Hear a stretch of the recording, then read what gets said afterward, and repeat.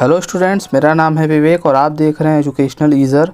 आज हम लोग पढ़ेंगे 15 क्वेश्चंस ऑफ नरेशन, जिसमें 15 क्वेश्चन होंगे जो डायरेक्ट स्पीच में होंगे, उन्हें हमें इनडायरेक्ट स्पीच में चेंज करना है। ठीक है, ये क्वेश्चंस येस नो टाइप वाले इंट्रोगेटिव सेंटेंस होंगे। जैसा कि पिछले वीडियोज़ में मैंने आपको बताया है असर्टिव सेंटेंसेस को और इंट्रोगेटिव सेंटेंसेस को कैसे इनडायरेक्ट स्पीच में बदलते हैं, वो सारी वीडियोज़ जिन्होंने नहीं देखी है उन वीडियोस की प्लेलिस्ट की लिंक आपको डिस्क्रिप्शन में मिल जाएगी, आप जाके उसे देख सकते हैं। ठीक है, तो येस नो टाइप को कैसे चेंज करते हैं इनडायरेक्ट में मैंने बताया हुआ है। ठीक है, इस पर हम लोग एक एक्सरसाइज इस वीडियो में करेंगे। ठीक है, जैसा कि आपको पता है yes no type interrogative sentence उसे कहते हैं जो इंट्रोगेटिव सेंटेंस हेल्पिंग वर्ब से शुरू होता है। हेल्पिंग वर्ब क्या होता है? Is, am, are, was, were, has, have, had, do, did, does, ठीक है, विल, शैल, ये सब जो होते हैं ये हेल्पिंग वर्ब होते हैं। तो इसे हम yes no type interrogative sentence कहते हैं, क्योंकि इसका जो आंसर होता है वो येस या नो में मिलता है। ठीक है, तो उसको कैसे चेंज करते हैं उसके सारे नियम मैंने आपको बताए हैं। चलिए पहला क्वेश्चन देखते हैं इसमें। The mother said to her son, mother ने अपने सन से कहा, have you done your homework, क्या तुमने, ये देखो हेल्पिंग वर्ब है ये हैव, और जैसा कि आपको पता है जो क्वेश्चन इंट्रोगेटिव सेंटेंस होता है वो generally question word plus helping verb plus subject plus main verb plus object, इस तरह से होता है। ठीक है, अगर क्वेश्चन वर्ड लिखा है तो वो WH टाइप कहलाता है, अगर क्वेश्चन वर्ड नहीं लिखा है तो वो येस नो टाइप कहलाता है। तो यहाँ क्वेश्चन वर्ड नहीं है, सीधा हेल्पिंग वर्ब है, सब्जेक्ट है, मेन वर्ब है और उसके बाद ऑब्जेक्ट है। ठीक है, तो इसको करने का तरीका सिंपल है। इंट्रोगेटिव सेंटेंसेस को अगर इनडायरेक्ट में चेंज करना होता है तो सेड टू की जगह पे आस्क्ड लिखते हैं। ठीक है, तो यहाँ पे हम लिखेंगे द मदर आस्क्ड, किससे कहा जा रहा है? हर सन, अपने सन से। और जैसा कि मैंने नियम लिखवाया हुआ है कि अगर येस नो टाइप इंट्रोगेटिव हो तो कॉमा इन्वर्टेड कॉमा की जगह पे इफ़ का प्रयोग करते हैं, इफ़ या वेदर का। तो ये हो जाएगा the mother asked her son if. उसके बाद जो इंट्रोगेटिव वाक्य होता है उसको एजर्टिव बनाते हैं। क्या बनाते हैं? एजर्टिव। एजर्टिव मतलब होता है साधारण वाक्य। साधारण वाक्य कैसे बनता है? पहले सब्जेक्ट लिखते हैं, फिर हेल्पिंग वर्ब लिखते हैं और फिर जाके आपका मेन वर्ब आता है। ठीक है, तो यानी जो इंट्रोगेटिव वाक्य में सब्जेक्ट है उसको हम पहले लिखेंगे और हेल्पिंग वर्ब को बाद में लिखेंगे। ठीक है, तो सब्जेक्ट आपको पता है यू है, और नियम आपको पता है कि जो सेकंड पर्सन प्रोनाउन होता है, यू आपका कौन सा प्रोनाउन है? Second person. तो ये किसके अनुसार बदलता है? ऑब्जेक्ट के अनुसार। ऑब्जेक्ट में क्या है? हर सन, सन मतलब बेटा, यानी एक पुरुष है। तो यू जो है एक पुरुष के अनुसार अगर बदलेंगे तो वो ही हो जाएगा। क्या हो जाएगा? ही। और उसके बाद हमें हेल्पिंग वर्ब लिखना है। हेल्पिंग वर्ब देखें यहाँ पर हैव है, और जैसा कि पता है आपको कि जो हैव है वो प्रेजेंट परफेक्ट में लगता है। ठीक है, तो प्रेजेंट परफेक्ट में लगता है तो प्रेजेंट परफेक्ट जो है पास्ट परफेक्ट में बदल जाता है, और पास्ट परफेक्ट में क्या लगता है? हैड। ठीक है, तो ये हो गया ही हैड। तो वर्ब की थर्ड फॉर्म पास्ट परफेक्ट में भी रहती है, डन। योर होमवर्क है, योर जो है आप देख पा रहे हो कि जो योर है ये प्रोनाउन जो है ऑब्जेक्ट के अनुसार बदलेगा। ऑब्जेक्ट यहाँ पे सन है, तो सन के लिए मैंने यहाँ पे ही लिखा है, तो ही के लिए हिज हो जाएगा। ठीक है, हिज होमवर्क। आई होप आपको ये समझ आया होगा कि किस तरीके से लास्ट में क्वेश्चन मार्क नहीं लगता है। क्लियर? सेकंड क्वेश्चन देखें तो इसमें लिखा हुआ है the father said comma inverted comma did you go to school today, क्या तुम आज स्कूल गए थे? तो इसमें जो है आप देख सकते हैं कि पिता जो है अपने डॉटर या सन या बेटे या बेटी से कह रहा होगा। तो जब रिपोर्टेड स्पीच, यानी जो इन्वर्टेड कॉमा के अंदर होता है उसे रिपोर्टेड स्पीच कहते हैं। अगर उसमें यू या योर देखने को मिलता है तो हमें रिपोर्टिंग वर्ब में ऑब्जेक्ट की ज़रूरत होती है, क्योंकि ये यू और योर जो होता है वो ऑब्जेक्ट के अनुसार बदलता है। ये नियम मैंने लिखवाया हुआ है। तो यहाँ पर आप देख सकते हो, या तो अगर बेटा मानोगे तो यहाँ पे आप क्या लगाओगे? हिम। अगर बेटी मानोगे तो यहाँ लगाओगे हर। तो हर लगाएंगे तो आपको पता है इंट्रोगेटिव में आस्क्ड लगता है, तो ये लग जाएगा द फादर आस्क्ड। किससे पूछा है? या तो लड़का होगा या तो लड़की। मान लेते हैं लड़का है तो लड़के के लिए क्या लगाते हैं? Him. The father asked him comma inverted comma की जगह पे यहाँ पे इफ़ लगेगा। क्यों इफ़ लगेगा? क्योंकि येस नो टाइप वाले क्वेश्चन में इफ़ लगता है, तो इफ़। फिर उसके बाद जैसा कि मैंने ऊपर बताया आपको कि सबसे पहले सब्जेक्ट लिखते हैं। सब्जेक्ट क्या है आपका? यू। यू किसके अनुसार बदलता है? ऑब्जेक्ट के अनुसार। ऑब्जेक्ट में क्या है? एक पुरुष है, पुरुष के लिए क्या लगाते हैं? ही लगाते हैं। ठीक, अब टेंस चेंज करेंगे और यहाँ हेल्पिंग वर्ब लगाना है। आपको पता है कि ये कौन सा टेंस है? Past indefinite. पास्ट इंडेफिनिट है तो ये किस में बदल जाता है? पास्ट परफेक्ट में। और पास्ट परफेक्ट में क्या लगता है? हैड। ठीक है, नियम आपको सारे याद होने चाहिए। तो ही हैड, और हैड लग गया यानी पास्ट परफेक्ट में वर्ब की थर्ड फॉर्म लगती है। तो वर्ब ये है, इसकी थर्ड फॉर्म क्या होगी? गो, वेंट, गॉन। तो ये हो जाएगा गॉन टू स्कूल, और टुडे किस में बदल जाता है? दैट डे में। उम्मीद है ये क्वेश्चन समझ में आया होगा। नेक्स्ट क्वेश्चन देखते हैं। नेक्स्ट क्वेश्चन में क्या कह रहा है? Satish said to Irfan.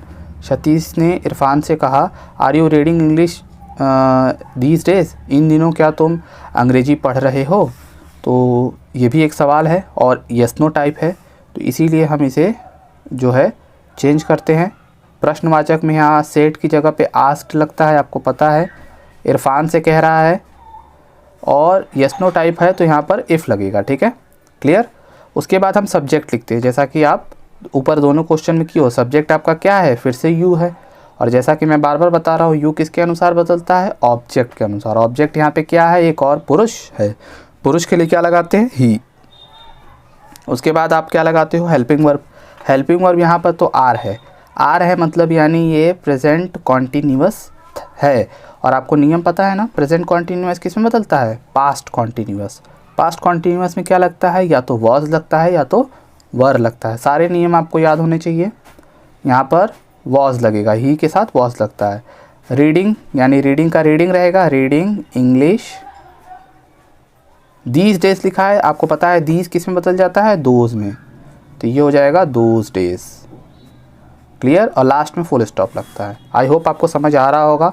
इसके बाद वाला क्वेश्चन देखें तो इसमें लिखा हुआ है, he said comma inverted comma will you go to Delhi tomorrow? क्या तुम कल दिल्ली जाओगे? तो यहाँ पे भी देखो यू आ गया। मैंने जो दूसरा क्वेश्चन बताया उसमें आपको बताया कि यू या योर देखने को मिले अगर रिपोर्टेड स्पीच में, तो उसके लिए सब्जेक्ट की ज़रूरत होती है। सब्जेक्ट आप या तो लड़का को लगा सकते हो या लड़की को। अगर बहुवचन होगा तो आप देम लगाओगे, है ना। यहाँ बहुवचन तो है नहीं, किसी एक बंदे या बंदी से पूछा जा रहा है, तो आप मान लो एक पुरुष है, ठीक है, तो यहाँ पर आप आस्क्ड लगाओगे। ही आस्क्ड, किससे पूछा है? मान लो एक पुरुष है, पुरुष के लिए क्या लगाएंगे? हिम। ठीक है, कॉमा इन्वर्टेड कॉमा की जगह इफ़ लगेगा क्योंकि ये येस नो टाइप है। याद रखना, येस नो टाइप है तभी इफ़ लगेगा, नहीं तो नहीं लगेगा। और इसके बाद हम सब्जेक्ट लिखते हैं। सब्जेक्ट है यू। यू किसके अनुसार बदलेगा? हिम के अनुसार। तो हिम के अनुसार बदलेगा तो वापस से यहाँ क्या हो जाएगा? ही। विल किस में बदल जाता है? वुड में। आपको ये नियम बताया गया है, गो टू दिल्ली। और टुमारो किस में बदल जाता है? The next day. ये सब नियम मैंने आपको बताया हुआ है। सारे नियम अगर याद है तो ये सब क्वेश्चन बड़ी आसानी से आप कर सकते हो। नेक्स्ट क्वेश्चन देखिए, इसमें क्या कह रहा है? She said do you get up early in the morning? क्या तुम सुबह जल्दी उठते हो? उसने कहा। तो यहाँ पे भी वही सेम, यू है तो एक ऑब्जेक्ट की ज़रूरत होगी। तो यहाँ एक महिला कह रही है, तो हो सकता है किसी महिला से कह रही हो, तो आप यहाँ पर मान लेते हो कि भाई बार बार हम यहाँ पे हिम लिख रहे हैं, यहाँ पर हर लिख लेते हैं। चलिए, क्योंकि दोनों ऑप्शन है, क्योंकि यहाँ पे बताया नहीं गया है कि वो महिला है या पुरुष है। महिला होगी तो हर लगाएंगे, पुरुष होगा तो हिम लगाएंगे। तो यहाँ पे पता नहीं है तो आप कुछ भी लगा सकते हो। तो यहाँ पर मैंने हर लगा दिया। कॉमा इन्वर्टेड कॉमा की जगह पे क्या लगेगा? इफ़ लगेगा। फिर सब्जेक्ट लिखना है। सब्जेक्ट क्या है आपका? यू। यू किसके अनुसार बदलता है? ऑब्जेक्ट के अनुसार। ऑब्जेक्ट यहाँ पे आपका बदल दिया है मैंने, क्या है? हर। हर का मतलब महिला। महिला के लिए क्या लगता है? शी। क्लियर है। अब बात आती है टेंस की। टेंस ये कौन सा है? Present indefinite. क्यों? क्योंकि ये डू लगा हुआ है। ठीक है, प्रेजेंट इंडेफिनिट जो होता है ये बदलता है पास्ट इंडेफिनिट में। पास्ट इंडेफिनिट में बदलने पर याद रखो कि हेल्पिंग वर्ब नहीं लगता। आपको पता होना चाहिए, जो सकारात्मक वाक्य होता है उसमें हेल्पिंग वर्ब नहीं लगता, क्योंकि सकारात्मक वाक्यों में चाहे प्रेजेंट इंडेफिनिट हो या पास्ट इंडेफिनिट हो, उसमें कोई भी हेल्पिंग वर्ब नहीं लगता है। लेकिन पास्ट इंडेफिनिट में वर्ब की सेकंड फॉर्म लगती है और प्रेजेंट इंडेफिनिट में वर्ब की फर्स्ट फॉर्म लगती है, एस या ई एस के साथ। तो यहाँ पर देखिए कोई हेल्पिंग वर्ब नहीं लगेगा, आपको टेंस पता होना चाहिए और वर्ब की सेकेंड फॉर्म लगेगी क्योंकि पास्ट इंडेफिनिट में बदल रहे हैं, ठीक है। तो ये हो जाएगा गॉट अप, ठीक है। अर्ली, क्योंकि गेट अप का गॉट अप हो जाएगा, early in the morning. Clear. Next question देखते हैं। नेक्स्ट क्वेश्चन में कह रहा है Rakesh said are you playing football match this evening, क्या तुम इस शाम फुटबॉल मैच खेल रहे हो, ठीक है। तो राकेश ने फिर वापस किसी से कहा है, तो आप लड़का या लड़की कोई भी आप वहाँ पर ऑब्जेक्ट में लिख सकते हो। तो राकेश आस्क्ड हिम या हर दोनों लगा सकते हो, कोई एक। तो मान लेते हैं हिम लगाया, तो इफ़ लगेगा क्योंकि ये यस नो टाइप है। फिर सब्जेक्ट लिखेंगे, यू बदलेगा ऑब्जेक्ट के अनुसार, ऑब्जेक्ट यहाँ पे एक पुरुष है, पुरुष के लिए ही लग जाएगा। ये कौन सा टेंस है, प्रेजेंट कॉन्टीन्यूअस। किस में बदल जाता है, पास्ट कॉन्टीन्यूअस। पास्ट कॉन्टीन्यूअस में क्या लगता है, वॉज वर, तो ही के साथ क्या लगेगा, was. He was playing football match this evening है, तो ये किस में बदल जाता है, दैट इवनिंग में। ये सारे नियम आपको याद होने चाहिए। जिन्हें सारा नियम नहीं पता वो पिछली वीडियोस पूरी देखें, सारे नियम मैंने पहले बताए हुए हैं। ये एक्सरसाइज वीडियो है, ठीक है। अगला क्वेश्चन देखें, इसमें लिखा हुआ है बीनू विल से। अब तक देखो जितना भी क्वेश्चन मैंने किया था उसमें आस्क्ड लिखा हुआ था, सेड लिखा हुआ था। क्या लिखा हुआ था, सेड। सेड का मतलब जैसा कि मैंने पहला दूसरा नियम बताया था एजर्टिव वाले वाक्य में कि सेड लिखा है, इसका मतलब ये पास्ट है, ठीक है। और विल से या से लिखा होता है तो वो प्रेजेंट या फ्यूचर होता है। ऐसी कंडीशन में जो रिपोर्टेड स्पीच होता है उसका टेंस नहीं बदलता है, सिर्फ और सिर्फ टेंस नहीं बदलता है, बाकी प्रोनाउन तो बदलेगा ही, ठीक है। तो यहाँ पर हम चेंज करेंगे, बीनू विल से की जगह क्या लगाएंगे, आस्क। आस्क्ड नहीं लगाएंगे क्योंकि सेड होता था तब आस्क्ड होता था, अब ये से है तो आस्क होगा। तो बीनू विल आस्क। अब आपको पता है यू है, इसके लिए आपको एक ऑब्जेक्ट की ज़रूरत है, तो ऑब्जेक्ट यहाँ पे लगा दोगे हिम, कॉमा इन्वर्टेड कॉमा की जगह पे if. Binu will ask him if, subject पहले लिखेंगे, सब्जेक्ट किसके अनुसार बदलेगा, इसके अनुसार, तो यहाँ पर आ जाएगा ही। आपको पहला नियम बताया गया है कि अगर से लिखा हो या विल से लिखा हो तो ये प्रेजेंट और फ्यूचर होता है, जिसके वजह से रिपोर्टेड स्पीच के टेंस में कोई परिवर्तन नहीं होगा। तो परिवर्तन नहीं होगा तो ये प्रेजेंट इंडेफिनिट है, तो प्रेजेंट इंडेफिनिट ही रहेगा। और जब प्रेजेंट इंडेफिनिट रहेगा तब भी हेल्पिंग वर्ब नहीं लगता है, क्योंकि प्रेजेंट इंडेफिनिट हो या पास्ट इंडेफिनिट हो उसके एफर्मेटिव वाक्य यानी सकारात्मक वाक्य में हेल्पिंग वर्ब नहीं लगता है। क्लियर। तो डू का डू रहेगा यहाँ पर, if he do nothing, these का किस में बदल जाता है, दोज डेज। आई होप आपको नियम समझ में आ गया होगा। अगर मान लो यहाँ पे विल से ना लिख के सेड लिखा होता तो आप यहाँ आस्क्ड लगाते, ठीक है, और यहाँ पर पास्ट इंडेफिनिट में बदलते, तो ये जो है ये क्रिया है, ये आपका मेन वर्ब है, ये बदल जाता सेकंड फॉर्म में। और डू की सेकंड फॉर्म क्या होती है, डिड, तो ही डिड हो जाता। लेकिन इसमें टेंस में परिवर्तन नहीं करना है क्योंकि ये फ्यूचर टेंस है, ठीक है। आई होप आपको समझ में आ गया होगा। अगला एग्जाम्पल देखते हैं, इसमें लिखा हुआ है he said to his sister, उसने अपने बहन से कहा is Gandhi not a good film, क्या गांधी जो है अच्छी फिल्म नहीं है। तो आप यहाँ पे बदलिए, तो यहाँ पर आस्क्ड होगा क्योंकि ऑब्वियस सी बात है क्वेश्चन पूछ रहा है, किससे क्वेश्चन पूछ रहा है, अपनी बहन से, ठीक है। और यहाँ पर इफ़ लगेगा क्योंकि ये यस नो टाइप है, क्योंकि हेल्पिंग वर्ब से शुरू हो रहा है। सबसे पहले सब्जेक्ट लिखेंगे, गांधी जो है प्रोनाउन नहीं है तो ये बदलेगा नहीं, तो गांधी का गांधी हो जाएगा, ठीक है। और उसके बाद हेल्पिंग वर्ब लिखते हैं, तो देखो ये प्रेजेंट है, प्रेजेंट मतलब इज़ लगा है तो वॉज हो जाएगा। तो Gandhi was not a good film. आपको पता है कि फर्स्ट पर्सन प्रोनाउन बदलता है सब्जेक्ट के अनुसार, सेकंड पर्सन प्रोनाउन बदलता है ऑब्जेक्ट के अनुसार, और थर्ड पर्सन में कोई चेंज नहीं होता है, प्रोनाउन के नियम में बताया गया है। तो ये देखो थर्ड पर्सन है, इसमें कोई चेंज नहीं होगा, जैसे का तैसे लिखा जाएगा, ठीक है। नेक्स्ट क्वेश्चन है आपका, Hussain said may I take this book for a day, क्या मैं ये किताब एक दिन के लिए ले जा सकता हूँ। तो यहाँ पर देखिए हुसैन, अब देखिए इसमें कहीं यू नहीं है तो हमें ऑब्जेक्ट की ज़रूरत नहीं होगी, जैसा कि ऊपर के क्वेश्चन में ज़रूरत हो रही थी, ठीक है। इसमें कहीं यू या योर नहीं है, तो सीधा सीधा यहाँ आस्क्ड लिखेंगे और यहाँ पर क्या लगा देंगे, इफ़। अब क्या लिखेंगे, सब्जेक्ट लिखेंगे। सब्जेक्ट आपका क्या है, मैं। और मैं किसके अनुसार बदलता है, मैंने अभी बताया, फर्स्ट पर्सन प्रोनाउन सब्जेक्ट के अनुसार बदलता है, ठीक है। तो सब्जेक्ट है हुसैन, हुसैन एक पुरुष है, पुरुष के लिए क्या लगाते हैं, ही। और मे किस में बदल जाता है, माइट। ये सारे नियम मैंने आपको बताया है। माइट टेक, दिस किस में बदल जाता है, दैट में। तो that book for a day. तो समझ गए होगे आई होप। नेक्स्ट क्वेश्चन है, Radha said comma inverted comma should a young man behave like this. तो यहाँ पे भी आप देख सकते हो रिपोर्टेड स्पीच में न तो यू है न तो योर है, हमें ऑब्जेक्ट की ज़रूरत नहीं है। सीधा सीधा यहाँ पर सेड की जगह पे आस्क्ड लिखेंगे। अगर यहाँ कहीं पे यू या योर होता तो हमें यहाँ पर हिम, हर या देम लगाना पड़ता, लेकिन ऐसा कुछ है नहीं। तो सीधा सीधा आस्क्ड लिखे, उसके बाद कॉमा इन्वर्टेड कॉमा की जगह पे क्या लगा देंगे, इफ़, ठीक है। अब इसमें सब्जेक्ट क्या है, अ यंग मैन, एक नौजवान व्यक्ति।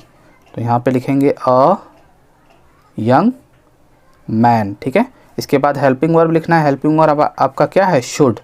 और जैसा कि मैंने पिछले नियम में बताया है कि शुड हेल्पिंग वर्ब चेंज नहीं होता, तो शुड का शुड ही रहेगा। बिहेव और दिस किस में बदल जाता है, दैट में। तो बिहेव लाइक दैट।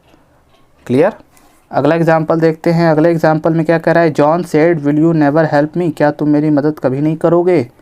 तो देखो यहाँ पर वापस से यू आ गया। अभी पिछले एग्जाम्पल में मैंने बताया ना, यू या योर ना हो तो ऑब्जेक्ट की ज़रूरत नहीं पड़ती, लेकिन यहाँ पर आपको ऑब्जेक्ट की ज़रूरत पड़ेगी। तो यहाँ पर हो जाएगा जॉन आस्क्ड, किससे कह रहा है, मान लो किसी लड़के या लड़की से कह रहा होगा। लड़के से कह रहा है तो हिम लगाओगे, लड़की से कहेगा तो हर लगाओगे, ठीक है। और कॉमा इन्वर्टेड कॉमा की जगह पे इफ़, क्योंकि ये यस नो टाइप है। तो इफ़ सब्जेक्ट लिखेंगे सबसे पहले, आपको पता है पहला ही क्वेश्चन में मैंने बताया इफ़ के बाद सब्जेक्ट लिखते हैं। सब्जेक्ट यू है, यू किसके अनुसार बदलेगा, ऑब्जेक्ट के अनुसार। ऑब्जेक्ट क्या है, एक पुरुष है, पुरुष के लिए आपका ही हो जाएगा। ये क्यों चेंज हो रहा है आपको मैंने बताया है, फर्स्ट पर्सन प्रोनाउन सब्जेक्ट के अनुसार बदलता है, सेकंड पर्सन प्रोनाउन ऑब्जेक्ट के अनुसार बदलता है, थर्ड पर्सन में कोई चेंज नहीं आता। तो ही हो गया। अब उसके बाद हेल्पिंग वर्ब लिखेंगे। हेल्पिंग वर्ब ये है, विल किस में बदलता है, वुड में बदलता है। तो वुड नेवर हेल्प। अब ये देखो मी फर्स्ट पर्सन प्रोनाउन है, मी मतलब मैं होता है, मैं मतलब फर्स्ट पर्सन प्रोनाउन किसके अनुसार बदलेगा, सब्जेक्ट के अनुसार। सब्जेक्ट भी एक क्या है, पुरुष है। देखो एक चीज़ समझो, ये मी ऑब्जेक्ट में है तो हम ऑब्जेक्ट के अनुसार मतलब ऑब्जेक्ट में है और पुरुष के लिए बदलना है तो पुरुष के लिए ऑब्जेक्ट में हिम लिखते हैं और पुरुष के लिए सब्जेक्ट में ही लिखते हैं। ये सब आपको बताया गया, तो यहाँ पर हिम हो जाएगा। क्लियर। नेक्स्ट क्वेश्चन देखते हैं। लिखा है श्याम सेड टू मुबारक, श्याम ने मुबारक से कहा, has your father gone to Mecca on hajj, क्या तुम्हारे पिताजी मक्का गए हैं हज पर। तो सिंपल सी बात है, आप लिखोगे श्याम आस्क्ड, किससे कहा, मुबारक से कहा, कॉमा इन्वर्टेड कॉमा की जगह पे यहाँ पे इफ़ लगेगा क्योंकि ये हेल्पिंग वर्ब से शुरू है, ठीक है। इफ़ लगाने के बाद हम सब्जेक्ट लिखते हैं। सब्जेक्ट कौन है, तुम्हारे पिता, योर फादर, ठीक है। योर फादर लिखा हुआ है, आपको पता है योर जो है सेकंड पर्सन प्रोनाउन है, ये किसके अनुसार बदलता है, ऑब्जेक्ट के अनुसार। ऑब्जेक्ट में एक पुरुष है, मुबारक एक पुरुष मतलब बंदे का नाम है, बंदी का नहीं। तो योर जो है आपका हिज हो जाएगा, इफ़ हिज फादर, ठीक है। अब हेल्पिंग वर्ब लिखेंगे, पता है ये आपको कौन सा टेंस है, हैज़ लगा है तो प्रेजेंट परफेक्ट किस में बदल जाता है, पास्ट परफेक्ट में। तो ये हो जाएगा had gone to Mecca on hajj, और लास्ट में फुल स्टॉप लगेगा। आई होप आपको ये बात समझ में आ गई होगी। नेक्स्ट क्वेश्चन देखते हैं। Negi said sir do you like our cultural programme, क्या आपको हमारा कल्चरल प्रोग्राम अच्छा लगा। तो आप देख सकते हो यहाँ पर यू भी है और आपको ऑब्जेक्ट की ज़रूरत है, ठीक है। तो यहाँ नेगी ने किसी गेस्ट से पूछा है, तो गेस्ट सिंगुलर होगा, वो पुरुष भी हो सकता है, महिला भी हो सकती है। साथ में एक सर लगा हुआ है, तो सर जो है रिस्पेक्ट के लिए होता है, और जैसा कि मैंने नियम बताया है, सर लगा हो तो आप रिपोर्टिंग वर्ब में रिस्पेक्टफुली लिखते हो। तो यहाँ पर क्या बन जाएगा, नेगी सेड की जगह हो जाएगा आस्क्ड रिस्पेक्टफुली, आस्क्ड रिस्पेक्टफुली, या आस्क्ड किससे पूछा ये भी आपको बताना पड़ेगा क्योंकि यू है, यू के लिए आपको यहाँ पर कुछ बदलना पड़ेगा। तो मान लो यहाँ पर पुरुष है तो पुरुष के लिए क्या लगाओगे, हिम। समझ रहे हो ना।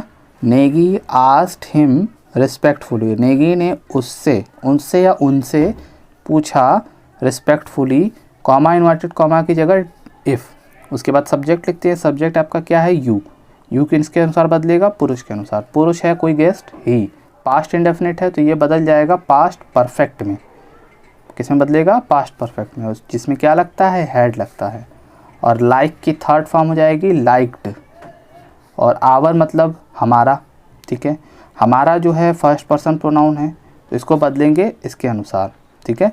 तो यहाँ पर आप कह सकते हो कि आवर कई सारे लोग हैं तो कई सारे, नेगी कैप्टन हो सकता है, नेगी के साथ कई लोग होंगे तो आवर की जगह क्या हो जाएगा, दियर कल्चरल प्रोग्राम।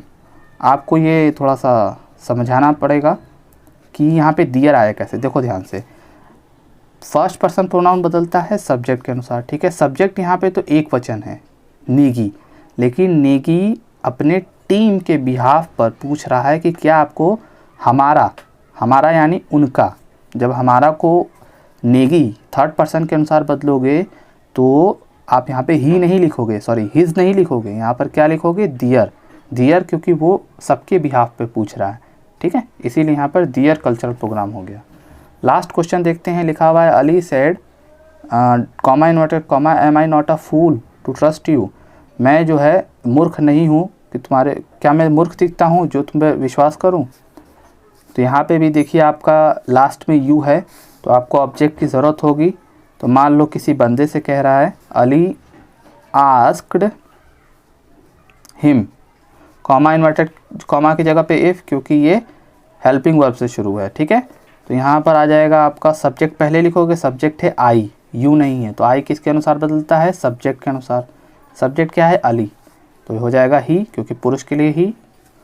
और हेल्पिंग वर्ब है एम, तो ये बदल जाएगा was, he was not a fool to trust. अब यहाँ पे यू है, यू सेकंड पर्सन प्रोनाउन है तो बदलता है ऑब्जेक्ट के अनुसार। ऑब्जेक्ट क्या है, पुरुष, तो यहाँ पर हो जाएगा हिम। क्लियर, क्योंकि ऑब्जेक्ट में हम लिख रहे हैं तो हिम हो जाएगा, ठीक है। अगर यही यू सब्जेक्ट में होता था तो हम ही लिखते थे, क्योंकि सब्जेक्ट में ही लगता है। और यही यू ऑब्जेक्ट में है तो ऑब्जेक्ट में अगर हम पुरुष के अनुसार बदलेंगे तो हिम लिखेंगे, क्योंकि ऑब्जेक्ट में हमेशा पुरुष के लिए हिम लगता है, सब्जेक्ट में ही लगता है। उसी तरह अगर महिला होती तो महिला के लिए अगर सब्जेक्ट में लिखना है यू की जगह पर महिला के लिए तो शी लिखते हैं, ऑब्जेक्ट में लिखना है तो कहीं पर हर लिखेंगे, ठीक है। आई होप आपको ये 15 एग्जाम्पल समझ में आए होंगे। सारे नियम अगर याद है तो ये सारे एग्जाम्पल्स आपको आसानी से समझ में आ गए होंगे। और अब जैसा भी क्वेश्चन अगर यस नो टाइप मिलेगा तो आप आसानी से कर सकते हो। अगर वीडियो अच्छा लगा है तो वीडियो को लाइक कर दो, चैनल को सब्सक्राइब नहीं किया हो तो सब्सक्राइब कर लो। हम लोग मिलेंगे नेक्स्ट वीडियो में। Thanks for watching.